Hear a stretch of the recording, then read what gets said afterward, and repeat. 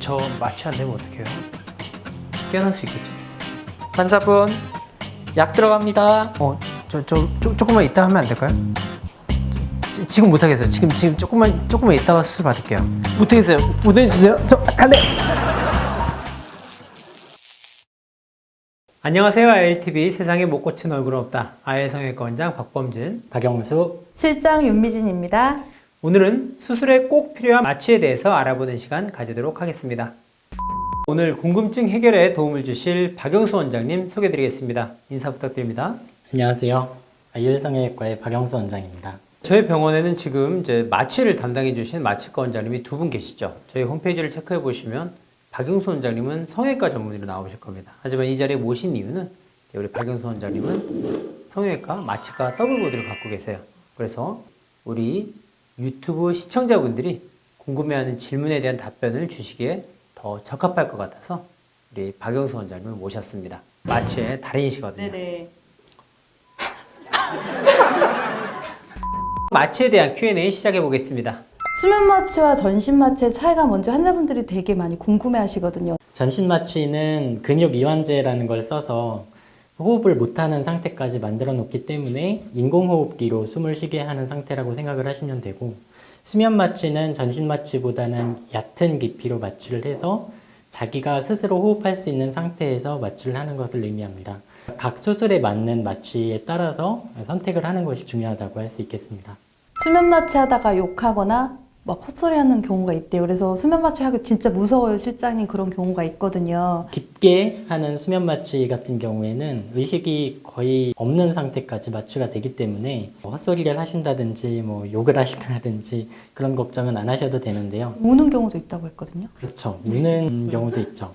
비교적 간단한 수술에 마취를 하거나 아니면 일부러 수술 중에 환자의 의식을 깨워야 되는 경우에는 얕은 수면 마취를 하게 되는데, 약간 술에 취한 상태처럼 본인이 의도하지 않는 말씀을 하시게 되는 경우도 있습니다.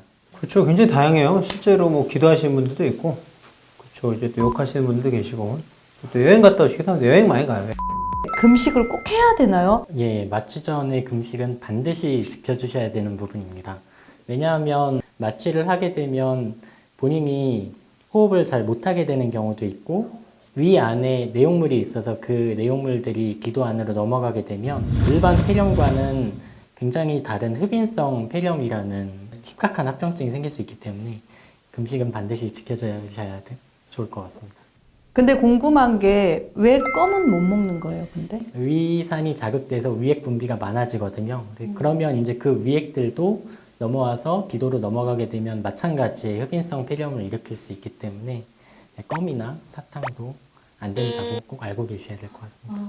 어쨌든 잘 참고 오셔가지고 또 병원 들어오셔가지고 이제 입구 통과했으니까 오케이 이러고 이제 물 한잔 하시는 분들이 계세요. 그래서 저희가 써붙였어요. 물 드시면 안 됩니다. 정수기 앞에 써붙이고 있는 겁니다.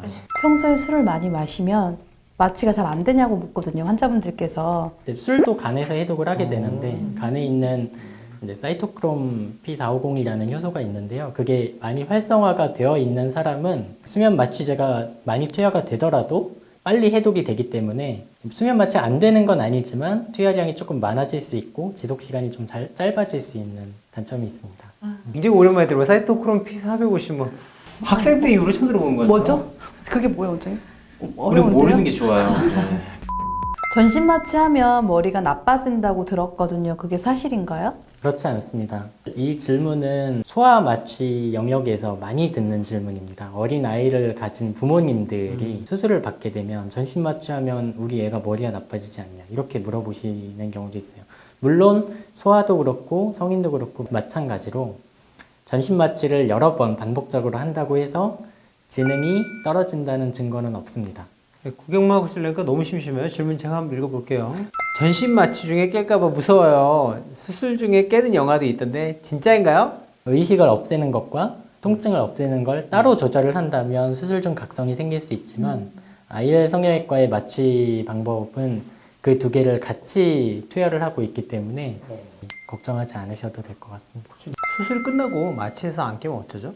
마취에서 깨지 않는 일은 없습니다. 왜냐하면 투여된 마취제가 지속시간이 영원하지 않기 때문에 당연히 어떤 경로로든 없어지거든요. 건강한 성인을 전신 마취를 했을 때 그 마취제 때문에 깨지지 않는 일은 없다고 보시면 됩니다. 근데 사실 이렇게 얘기 들으니까 내가 건강한지 안 한지를 잘 모를 수도 있잖아요. 그래서 저희가 지금 검사하는 건가요?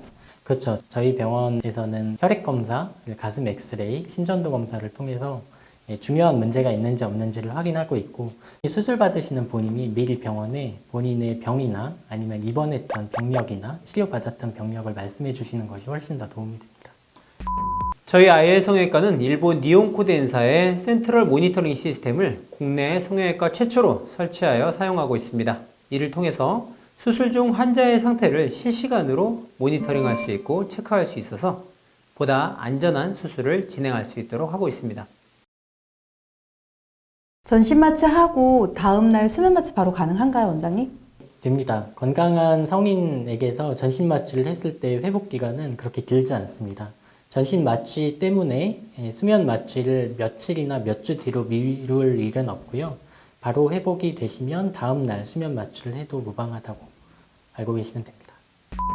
마취에 대한 궁금증 해결되셨나요? 추가적으로 궁금한 부분은 댓글로 남겨주시면 감사하겠습니다.